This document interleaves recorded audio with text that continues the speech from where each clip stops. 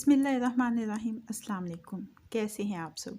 उम्मीद है कि बिल्कुल खैरियत के साथ होंगे।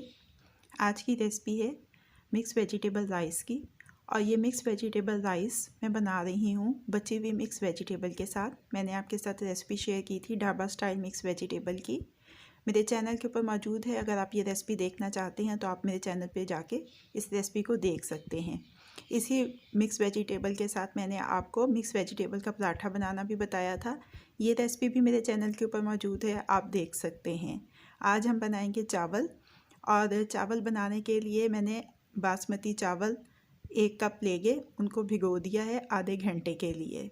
तो रेसिपी शुरू करते हैं। उससे पहले अगर आपने अभी तक चैनल को सब्सक्राइब नहीं किया है तो चैनल को सब्सक्राइब कर लीजिए और बेल बटन को प्रेस कर लीजिए ताकि हर नई आने वाली वीडियो का अलर्ट सबसे पहले आपको मिल सके।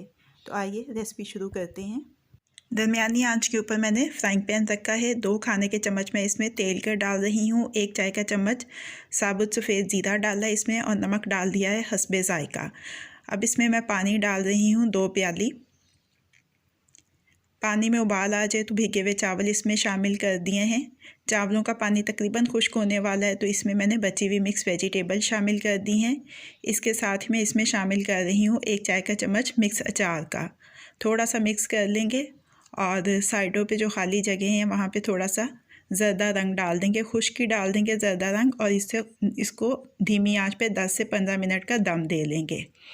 हमारे खुशनुमा खुश जायका मिक्स वेजिटेबल राइस तैयार हो गए हैं।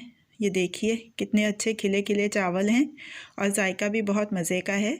ज़रूरी नहीं है कि आप ढाबा स्टाइल की मिक्स वेजिटेबल इसमें इस्तेमाल करें। आपने जो सादा बनाई हो मिक्स वेजिटेबल आप वो भी शामिल कर सकते हैं। अब इन मिक्स वेजिटेबल राइस को डिश आउट कर लेते हैं।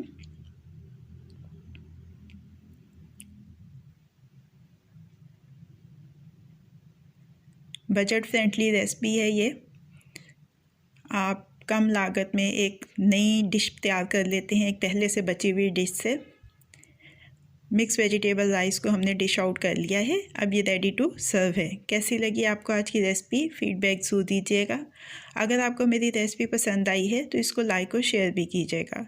मज़ीद झटपट बन जाने वाली मज़ेदार रेसिपीज़ जानने के लिए मेरे चैनल को देखते रहिए। अल्लाह पाक आपके दिलों को, घरों को, दस्तरखानों को हमेशा आबाद रखे। फ़ी अमान अल्लाह।